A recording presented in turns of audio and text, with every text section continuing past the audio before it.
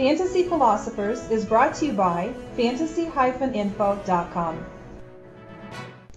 Matt Schaub had the breakout season that fantasy owners have been waiting for him to have, as he had 29 touchdowns, over 4,700 yards passing, and he also had over a 98% rating for quarterbacks.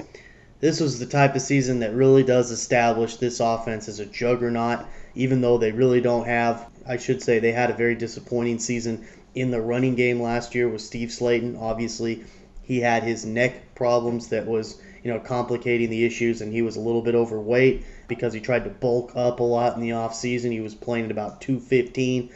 This year he's actually slipped back down to 200, but he's not going to be, a big-time playmaker for them, at least full-time runner because of his neck problem. Yet at the same time, as far as the passing offense goes, they are a juggernaut, as they have, arguably the best wide receiver in the game with Andre Johnson. Now they have Schaub, who's only getting better as he understands the game and the nuances of what it takes to be a good quarterback.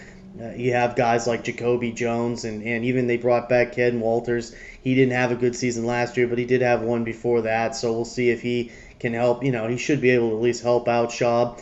Owen Daniels is back, even though he's going to be playing on the ACL. He should help Matt Schaub as well. So Schaub's got a very good tool of players to help him out and be productive.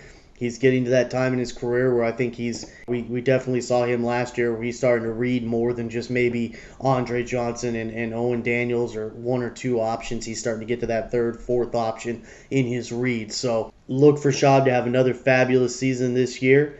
Right now we have him, around the 5th, 6th best fantasy quarterback for you to take. And this is, again, I've been saying once, I'll say it twice.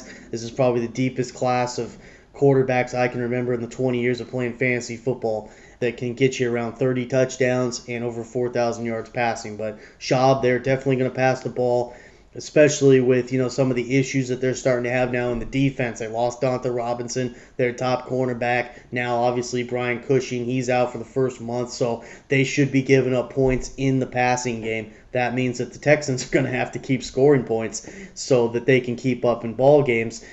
Look for them to put up a lot of points and have a very productive season once again.